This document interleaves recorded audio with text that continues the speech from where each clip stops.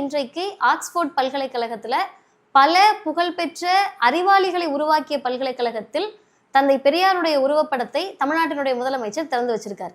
அடுத்து வரக்கூடிய தலைமுறைக்கு அந்த உருவப்படத்தை ஆக்ஸ்போர்ட் பல்கலைக்கழகத்தில் வந்து படிக்க நினைக்கக்கூடிய எல்லா நாட்டை சார்ந்தவர்களுக்கும் இவர் யார் அப்படின்ற ஒரு கேள்வி வரும்.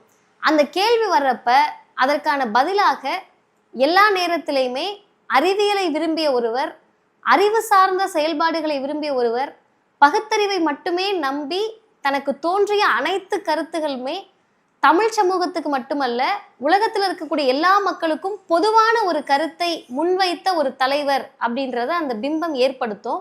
அந்த உருவப்படத்தை திறந்து வைக்கிறப்ப தமிழ்நாட்டினுடைய முதலமைச்சர் ஒரு செய்தியை சொல்லிட்டு தான் தொடங்கியிருப்பாரு.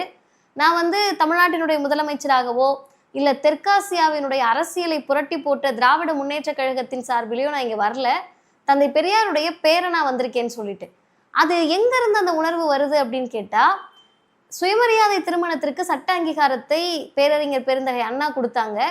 என்னுடைய ஆட்சி பதவி பறிபோனாலும் பரவாயில்லை, ஐயாவுக்கு இறுதி மரியாதை அரசு மரியாதை செய்யணும்னு சொன்னது கலைஞர். அவருடைய வழியில் சமூக நீதி நாளாக செப்டம்பர் 17 தமிழ்நாட்டினுடைய முதலமைச்சர் அறிவிச்சாரு. இது எல்லாமே கேட்கக்கூடியவர்களுக்கு ஒரு சாதாரண இதெல்லாம் ஒரு விஷயமா அப்படின்னு தோணும்.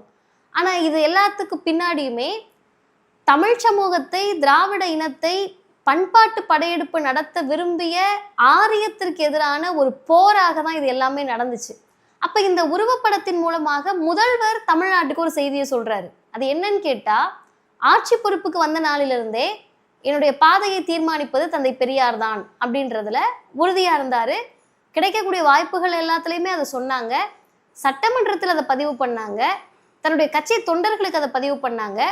இப்போ தமிழ்நாட்டை சூழ்ந்திருக்கக்கூடிய இந்த அரசியல் சூழலில், இந்தியாவை சூழ்ந்திருக்கக்கூடிய இந்த அரசியல் சூழலில் மீண்டும் ஒரு முறை நான் பெரியாரினுடைய பேரன் தான், பெரியாருடைய சுயமரியாதை, சமத்துவம், சமூக நீதி, பகுத்தறிவு இந்த கருத்துகளால் தான் என்னுடைய ஆட்சி அமையும் அப்படின்றத உலகத்திற்கும் தமிழர்களுக்கும் சொல்லியிருக்கக்கூடிய செய்தியாக தான் நம்ம பார்க்க முடியும்.